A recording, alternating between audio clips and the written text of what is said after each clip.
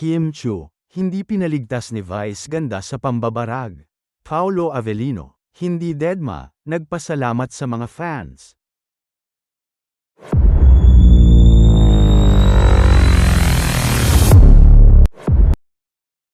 Hindi nakaligtas si Kim Chiu sa pambabarag ni Vice Ganda sa unang araw na pagpasok ng Chinite Princess sa kanilang noontime show kanina, matapos itong mawala ng ilang linggo dahil sa nakaraang world tour concert nila ni Paolo Avellino sa US at Canada.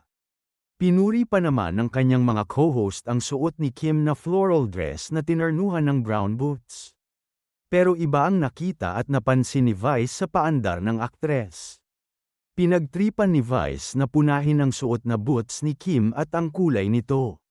Takang-taka naman sa kanyang reaksyon si Kim na walang anumang ideya kung ano ang nais sabihin ng komedyante. Sabi ni Vice, nakita raw niya ang boots ni Kim sa CR or comfort room kanina. Natunugan agad ng mga co-host ng dalawa ang gustong sabihin ni Vice, ito ay ang paghahalin tulad ng unkabogable star sa kulay ng boots ni Kim sa dumi ng tao. Tawang-tawa ang mga nakarinig ng joke at pati na si Kim ay natawa rin habang dinidepensahan niya ang sapatos. Naging mas masaya ang episode sa kanila ng programa sa presensya at kakaibang energy na kontribusyon ni Kim. Samantala, ayon kay Vong Navarro, kaninang umaga lang raw dumating si Kim sa airport. Ibig sabihin, hindi na ginusto pang magpahinga muna ng prinsesa Chinita at dumiretso na ito sa kanyang show. Pagod man, puyat, at may jet lag, kapansin-pansin ang pag-glow ng aura ni Kim at ang nagningning sa kaligayahan niyang mga mata. Tila, hindi lang sa kanilang concert tagumpay silang dalawa ni Paolo, kundi pati ang pagnamnam ng romantic vacation nilang dalawa sa US. Sa unang balita sa New York dumiretso ang Kim Pao mula sa last leg ng show sa Toronto.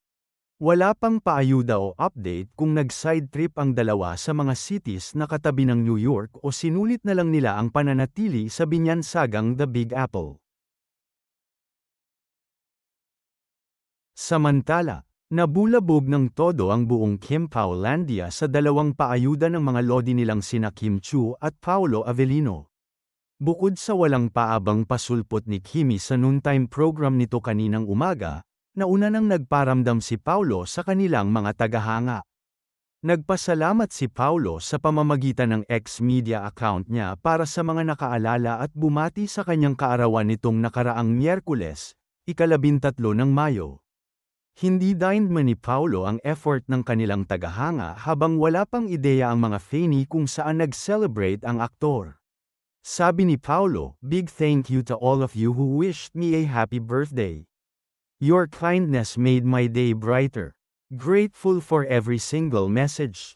Hindi imposible na nakita ni Paolo ang kaliwat kanan na birthday greetings sa kanya ng Kim Pao Landia sa social media. Isang araw pa lang bago ang kanyang birthday, nag-celebrate na rin ang ilang mga Kim Pao fan group lalo na ang mga nasa abroad. Mababasa sa comment section ng ex-media post ni Paolo ang kasiyahan ng mga fani sa appreciation nito sa kanila. Happiest birthday, Pao! I hope you had a peaceful and well-deserving birthday celebration despite the chaos happening sa Pilipinas. We love you and Kimi. The love you are receiving today is simply a reflection of the kindness, inspiration and genuine heart you've shared with everyone through the years. We love you, Kuya Pao. And thank you for always appreciating us, too.